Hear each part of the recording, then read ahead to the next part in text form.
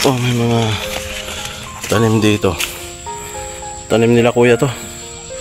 Sili oh.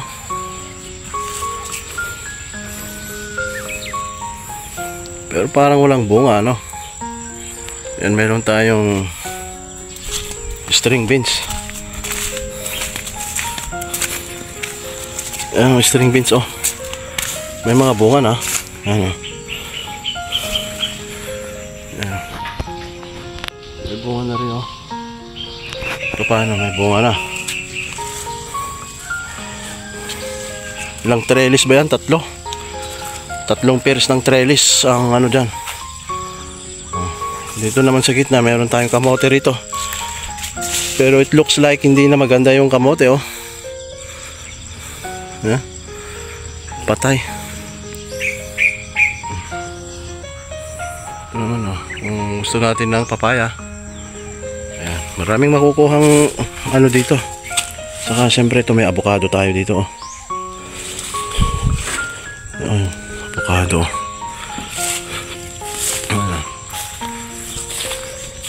May ampalayang tanim nila dito, oh. Tanim na ampalaya. Sarap niya itong ano niya pag saka dito mayroong lemongrass, oh. Tinanim na lemongrass.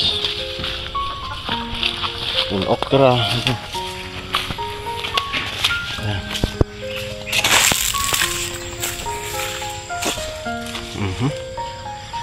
Ayan, oh.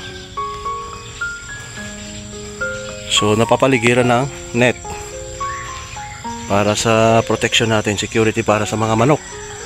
Dahil tutukain nila yan or kung anong papasok dito. Kambing, mga animals natin. Doon may ginger doon sa may bandaro doon, oh.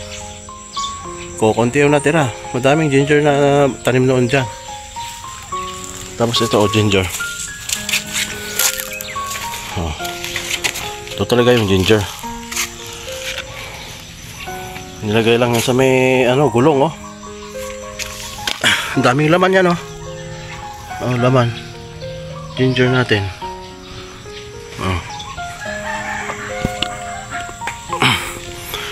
And then of course meron tayong loyang dilaw.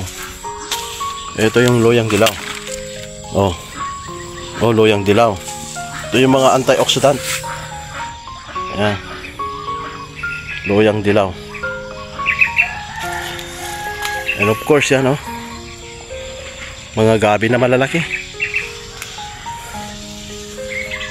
Tabunan mo ng ipa yung doon sa pinakapuno nito. Maraming magkakalaman yan. Sarap ano. Sarap isaog sa ano yun, pagkakuan. Magluluto ka ng ano, prepare ka ng sinigang. Pang sinigang yan, eh.